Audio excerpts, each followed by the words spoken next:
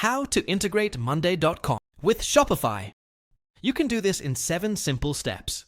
1. Go to the app's marketplace. In Monday.com, open the app's marketplace from the top menu. 2.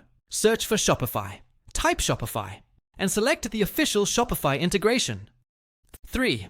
Connect your Shopify store. Log into your Shopify account and grant necessary permissions. Choose your integration type. Set automation rules. Like when a new order is placed, create an item in Monday.com. 5. Map order details. Link Shopify order fields like order number, customer name, and total price to Monday.com columns. 6. Enable real-time sync. Turn on automatic synchronization to keep your data updated. 7. Test the setup.